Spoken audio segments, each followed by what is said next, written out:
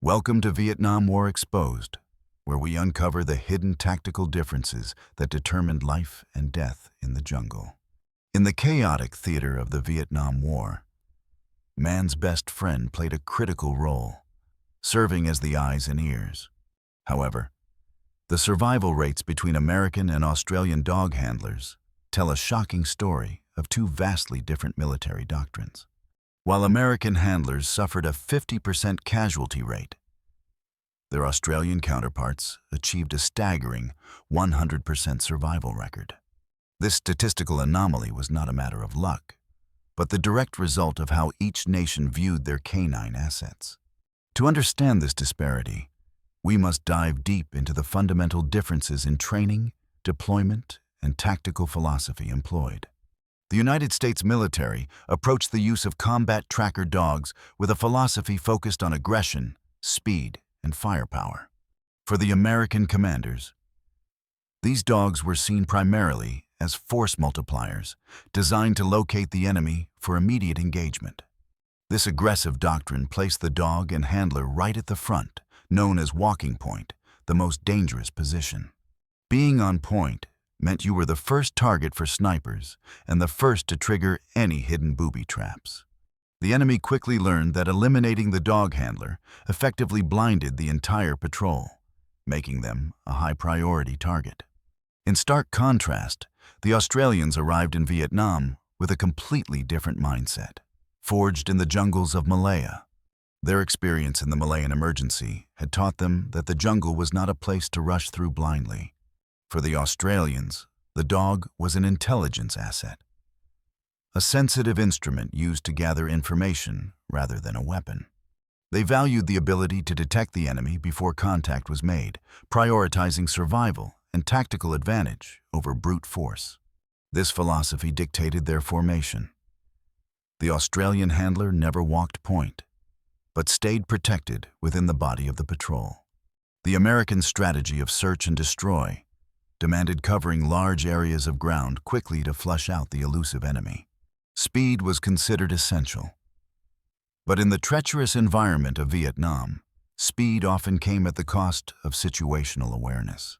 Moving too fast meant missing the subtle signs of disturbed earth or broken twigs that indicated a deadly trap nearby. This haste contributed significantly to the high casualty rate among American teams, who often walked directly into prepared ambushes. Conversely, the Australians operated on the principle that if the dogs signaled a presence, the entire patrol would stop immediately. They would assess the situation, often choosing to avoid direct engagement or to set up a counter-ambush on their terms. This tactical flexibility allowed them to control the engagement, turning the tables on an enemy that relied on surprise attacks. The difference in outcomes began long before the soldiers set foot in Vietnam. It started at the training schools back home. American dog handlers were put through a compressed training program lasting only 8 weeks, driven by the urgent demand for troops. This short duration was barely enough to cover the basics of handling, let alone forge a deep psychological bond. In comparison, the Australian training regimen was a rigorous 16-week course designed to create a seamless team. They were taught to read the most minute changes in their dog's behavior, treating the animal as an extension of themselves. This extra time was crucial for developing the intuitive communication necessary to survive in the unpredictable environment of the jungle. The American approach often treated the dogs as equipment, interchangeable tools to be utilized for a specific military function. Australians viewed their dogs as partners, fostering a relationship built on mutual trust and respect that went beyond orders. As the war dragged on, the jungle became a character in itself, punishing those who did not respect its rules. The noise discipline of American patrols was often compromised by their speed and the size of their large formations. The Australians, operating in smaller teams, mastered the art of silent movement, often ghosting through the jungle undetected. Their doctrine of visual tracking meant they were not just following a scent, but reading the entire story of the terrain. An Australian handler could tell how many enemies had passed, how heavy their loads were, and how recently they had been there. While Americans relied heavily on firepower and technology, The Australians relied on fieldcraft and the primal senses of their dogs. When contact was made, the American response was typically overwhelming firepower, a strategy that often endangered their own forward scouts. Australians preferred to break contact if the odds were unfavorable, preserving their force to fight another day on better terms. The physical toll on the American handlers was immense. Constantly being at the tip of the spear wore them down mentally. The Australians paced themselves, understanding that a tired handler and an exhausted dog were liabilities in a lethal environment. Data analysis of engagements shows that American units were frequently ambushed, while Australian units initiated the contact most of the time. Tragically, many American casualties occurred because inexperienced handlers failed to recognize the specific alert behaviors of their dogs. For the Australians, a frozen posture or a raised hackle was a screaming siren that danger was imminent and close. Breed selection also played a role. Australians favored Labradors for tracking, while Americans leaned towards the aggressive German Shepherd. The Labrador's silent tracking ability fit perfectly with the Australian doctrine of stealth and reconnaissance over shock action. The Shepherd's aggression was valued by Americans for guarding bases and intimidation, but less suited for silent jungle tracking. The bond went beyond the field. Australian handlers were solely responsible for the care, feeding, and medical needs of their dogs. In the U.S. system, kennel masters often handled the care, breaking the continuity of the bond between the dog and handler. Night operations were particularly terrifying, and here the trust between man and beast was the only thing keeping them alive. American discipline sometimes faltered under stress, with light and noise discipline breaking down during long, exhausting patrols. Australians were masters of the ambush, capable of lying motionless for hours, their dogs trained to remain equally silent. There are numerous accounts of Australian patrols detecting enemy encampments solely through the acute senses of their tracking dogs. Conversely, American after-action reports are filled with tragic stories of handlers killed because they walked into kill zones. Booby traps were the great equalizer, and the American speed of movement made them particularly vulnerable to these hidden devices. The slower pace of the Australians allowed their dogs the time needed to process the complex sense of explosives and metal. Once a threat was identified, the Australians would carefully neutralize it or mark it, avoiding the casualty altogether. The American reliance on air mobility meant they were often dropped directly into hot zones, disorienting both man and dog. Australians preferred to patrol out from their bases, maintaining a continuous connection with the terrain and the environment. The operational tempo for American units was relentless, leaving little time for the handlers and dogs to recover physically. Burnout was common, leading to mistakes. A tired dog loses its edge, and a tired handler loses his judgment. The Australians understood that maintaining the health of their dogs was as important as maintaining their rifles. While Americans loved their dogs, the systemic support for canine welfare in the field was often lacking compared to Australian standards. Survival in Vietnam was a marathon, not a sprint, a lesson the Australian military culture had internalized deeply. The American individual rotation system meant units constantly lost experienced men, breaking the continuity of knowledge and teamwork. Australians rotated as units, ensuring that the team that trained together fought together, preserving their collective experience. New American handlers were often thrown into the deep end, learning survival lessons the hard way in live combat.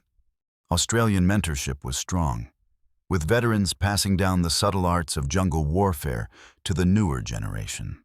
The environment was neutral, but the Australians knew how to use the elements, like rain and wind, to their advantage. For many American conscripts, the jungle was a green hell to be endured, rather than an environment to be mastered. The Australians embraced the hardship, turning the hostile conditions into a tactical cover for their movements. Operating primarily in Phuoc Tuy province, the Australians established a level of dominance that was rare in other sectors. The Americans were spread thin across the entire country, facing a wider variety of terrains and enemy concentrations. The enemy respected the Australian tactics, often avoiding contact with them because they were harder to ambush. Captured documents later revealed that enemy commanders specifically warned their troops to be extra cautious of the Australians. Inconsistent training sometimes led U.S. dogs to bark at wildlife, a fatal mistake that compromised the element of surprise. Australian dogs were trained to be silent operators. A bark was considered a mission failure in their doctrine. Even their weaponry reflected their styles. The spray-and-pray M16 versus the hard-hitting, semi-automatic SLR of the Australians. The American way was to overwhelm with volume, hoping to hit the enemy through sheer quantity of lead. The Australian way was one shot, one kill, a philosophy that demanded patience and perfect target identification. As we look back at these strategies, it becomes clear that the jungle warfare required a specific kind of adaptation. But the most heartbreaking difference between these two nations wasn't on the battlefield, but in how it ended. As the war drew to a close and troops began to withdraw, the fate of these loyal dogs hung in the balance. The withdrawal was chaotic, and logistics were strained. Difficult decisions were made regarding equipment and assets. In the eyes of the U.S. military bureaucracy, these living, breathing heroes were classified merely as surplus equipment. Handlers were devastated to learn that they would not be allowed to bring their four-legged partners back to America. Thousands of dogs were left behind, handed over to the South Vietnamese army, or simply abandoned to their fate. It remains one of the most shameful chapters in U.S. military history, a betrayal of the bond forged in blood. The Australians, while facing strict quarantine laws, made significantly more effort to ensure a humane outcome for their dogs. Many Australian dogs were repatriated or found homes, respecting the service they had rendered to their country. The contrast in the endgame reflects the broader difference in how the two nations valued the human-animal connection. For many American veterans, the guilt of leaving their partners behind haunts them more than the combat itself. They saved thousands of lives, yet they were denied the hero's welcome that they so clearly deserved. Today, we honor their memory and acknowledge the lessons learned from the tragic mistakes of the past. The jungles of Vietnam are silent now, but the stories of these handlers and their dogs echo through history. The 50% casualty rate versus the 100% survival rate stands as a testament to doctrine and training. It teaches us that in war, strategy is not just about firepower, but about understanding, patience, and respect for life. We dedicate this video to the brave dogs and handlers of all nations who served in the Vietnam War. Thank you for watching Vietnam War Exposed. If you found this story moving, please like and subscribe for more history. Check out our other videos analyzing the hidden tactics of the Vietnam War.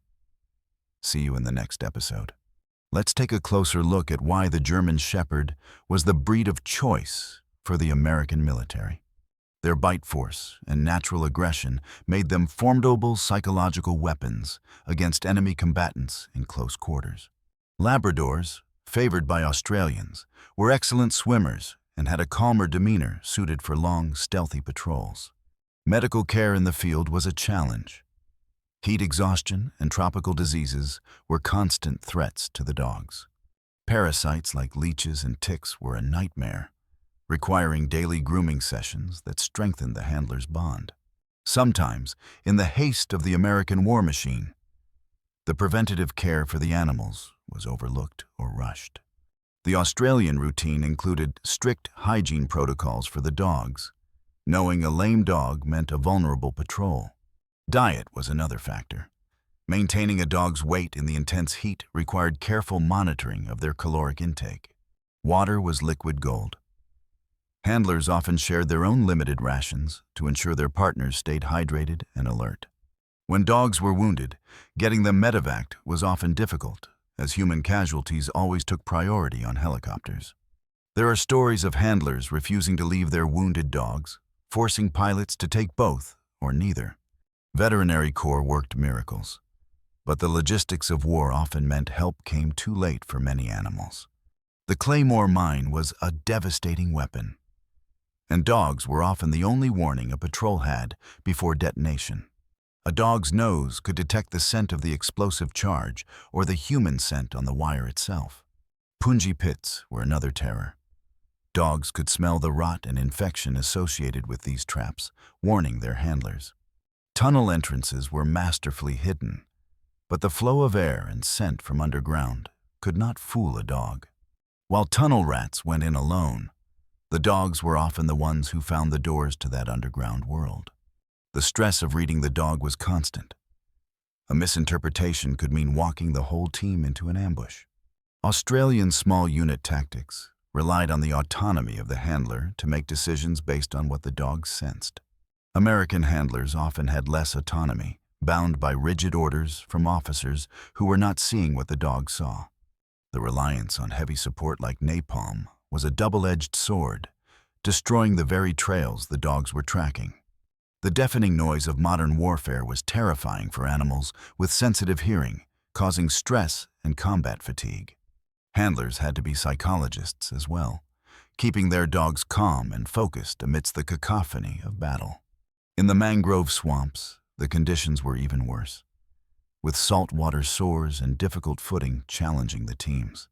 Moving through deep mud exhausted the dogs quickly, requiring frequent breaks that the American schedule rarely permitted. Disease took as many men out of action as bullets did, and the dogs were not immune to tropical illnesses. Supply lines were often stretched, and specific veterinary medicines were sometimes hard to get at remote fire bases. Australians were known for their resourcefulness, often improvising solutions when standard supplies were unavailable. The enemy was skilled at counter-tracking, using streams and hard surfaces to break their scent trail. But a well-trained dog could pick up the scent from crushed vegetation or disturbed insects, foiling these tricks.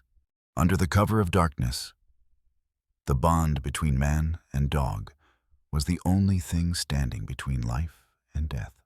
A single mistake, a cough, or a lit cigarette could draw fire, making absolute discipline essential for survival. The dogs were the early warning system that technology could not replicate, sensing heat and movement in pitch black. When flares lit up the night, the chaos erupted, and the handler's primary job was to control his animal. In close-quarters combat, the dogs would fearlessly defend their handlers, attacking anyone who threatened their pack. The morning after a battle brought relief, but also the grim task of assessing the cost of the night. It was in these aftermaths that the difference in casualty rates became painfully obvious to the commanders. Despite the losses, the American doctrine changed slowly, stuck in the mindset of conventional warfare. The Australians were constantly learning and adapting, refining their methods to ensure maximum survival for their teams. Letters from home were a lifeline, often mentioning the dog, as families knew how important they were. Soldiers often projected their feelings onto their dogs, treating them as their only true confidant in the war. There were moments of joy amidst the horror, brief interludes where they could just be a man and his dog. But these moments were always fleeting, interrupted by the inevitable call to saddle up for the next mission. Finding enemy caches was a major success. Dogs denied the enemy their supplies, hurting their ability to fight. While destroying supplies was a victory, the risk taken to find them was often disproportionately high for U.S. teams. Australians prioritized intelligence gathering, knowing that a map or a diary could be worth more than a destroyed rifle. Famous dogs like Nemo became legends, surviving incredible wounds to protect their handlers, inspiring the troops. Nemo's story is a testament to the loyalty of these animals, who would literally take a bullet for their friends. Nemo was one of the very few who made it back, a PR exception rather than the standard rule. For the thousands of others, there was no hero's return, only a one-way ticket to the jungle. It took decades of lobbying by heartbroken veterans to change the laws and gain recognition for these animals. It wasn't until the year 2000 that Robbie's Law was passed, finally allowing military dogs to be adopted. Today, handlers have the first right to adopt their partners, a right purchased with the tears of Vietnam veterans. But that legislation came too late for the dogs of Vietnam, who were left to fade into history. Australian dogs like Caesar also have their legends, tracking enemies for miles through impossible terrain. Caesar was credited with saving countless Australian lives by detecting bunker complexes before the platoon walked into them. The respect the Australians had for their dogs was absolute. The dog ate and drank before the men did.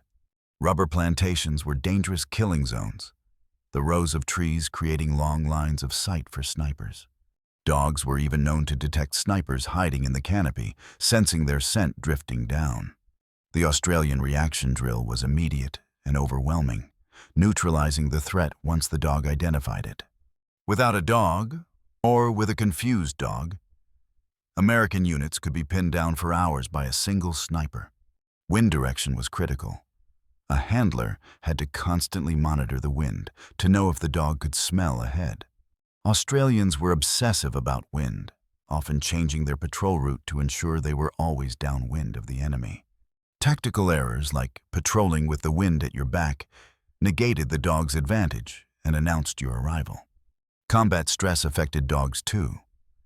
They could become neurotic or aggressive if pushed beyond their limits without rest.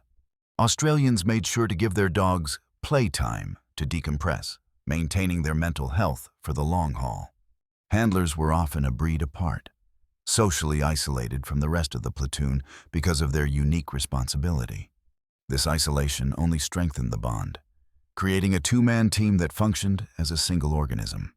It is said that a handler could tell what his dog was thinking just by looking into its eyes. Nature itself was a weapon. Snakes, centipedes, and scorpions were constant threats to the curious noses of the dogs. Snake bites were a medical emergency, and losing a dog to a snake was a tragic and preventable loss. There were even reports of encounters with tigers, where the dog's warning saved the patrol from a primal predator. As the months turned into years, the exhaustion set in, but the dogs never complained, serving faithfully until the end. Their unconditional loyalty was a morale booster, a reminder of humanity and love in a place devoid of both. Soldiers would often starve themselves to ensure their dogs had enough to eat. Such was the depth of their devotion. In letters home, soldiers wrote more about their dogs than about the war, shielding their families from the true horror. When the Australians returned, they marched as heroes. But the absence of their four-legged comrades was felt by all. Strict quarantine laws made it difficult to bring dogs back to Australia. But the effort was made, unlike the U.S. blanket ban. For the dogs left in Vietnam, their fate is largely unknown, a sad mystery that lingers in the minds of veterans. Some survive in the genetics of the local dog population, a living legacy of the foreign armies that once passed through. Decades later, some veterans return to Vietnam not to fight, but to look for traces of the friends they left behind. The emotional scars of the war are deep, and for dog handlers, the grief is compounded by the guilt of abandonment. Ironically, dogs are now central to treating PTSD in veterans, completing the circle of healing and service. The tactical lessons of Vietnam reshaped how modern militaries utilize working dogs, moving towards the Australian model of integration. Today, U.S. Special Forces treat their dogs as elite operators, with specialized gear and training that mirrors the Australian philosophy. Dogs now jump from planes and rappel from helicopters, fully integrated members of the team, never to be left behind again. The policy of no dog left behind is now standard, a direct result of the hard lessons learned in Vietnam. We must ensure that history never repeats the tragedy of 1975, honoring the pact between warrior and beast. Military historians agree that the Australian tracker dog teams were among the most effective units of the entire war. Their ability to initiate contact on their own terms saved countless lives and proved the value of patience over speed. The jungle was unforgiving. But for those with a dog, it was slightly less lonely and slightly less deadly. In the silence of the patrol, the rhythmic breathing of the dog was the most comforting sound a soldier could hear. There are men alive today solely because a dog stopped walking, forcing them to drop to the ground seconds before fire erupted. The legacy of these dogs lives on in the stories told by veterans to their children and grandchildren. Monuments now stand in both Australia and America, immortalizing the bond that was forged in the fires of war. While the breeds and gear have changed, the fundamental spirit of the working dog remains exactly the same. Their intelligence, loyalty, and sensory capabilities make them unique assets that no technology has yet been able to replace. Even in the age of drones and sensors, nothing can replicate the nose of a dog in a dense jungle environment. As we conclude this analysis, the contrast between the US and Australian experiences offers a profound lesson in military science. It wasn't just about the dogs. It was about the doctrine, the training, and most importantly, the bond. The Americans chose speed and paid in blood. The Australians chose patience and precision and brought their men home. The sacrifice of the American dogs was not in vain. Their service saved lives, despite the flawed strategies employing them. The Australian success story stands as a model for how to integrate specialized assets into a cohesive fighting force. We take a moment to remember the 4,000 dogs who served in Vietnam and the handlers who loved them, lest we forget the silent heroes who walked point, who listened when others couldn't hear, and who gave everything. Names like Duke, Rex, and King are etched not just in stone, but in the hearts of the men they saved. For the surviving veterans, the love for a dog is a lifelong connection that traces back to their days in the jungle. We hope this deep dive has given you a new perspective on the Vietnam War and the animals who fought in it. If you are a veteran or know one who served with dogs, please share your story in the comments below. Join us next time as we explore the deadly world of snipers in Vietnam and the cat-and-mouse games they played. Or click here to watch our documentary on the Ho Chi Minh Trail and the logistics that defied the American Empire. Special thanks to our Patreon supporters for helping us create these detailed animations and preserve military history. This video took hundreds of hours of research to ensure accuracy. Your support keeps this channel alive and growing. You are watching Vietnam War Exposed, the internet's most detailed archive of tactical analysis from the Vietnam conflict. As we leave the jungle today, let us carry with us the memory of the bond that transcends species and war. Their bark may have faded into the mists of time, but their impact remains loud and clear in the history books. Until next time, stay curious, honor the past, and never forget the price of freedom. This production is a copyright of Vietnam War Exposed. All rights reserved. Thank you for watching. Music credits and archival footage sources are listed in the description for those interested in learning more. A single paw print in the mud can tell a story of survival, loyalty, and the brutal reality of war. Goodbye for now. We will see you on the next patrol. Stay safe out there. Written and directed by our team of military historians and researchers dedicated to the truth. Don't forget to hit that subscribe button and ring the bell so you never miss a briefing. Thank you for watching Vietnam War Exposed. Subscribe for more deep dives into military history. See you in the next video.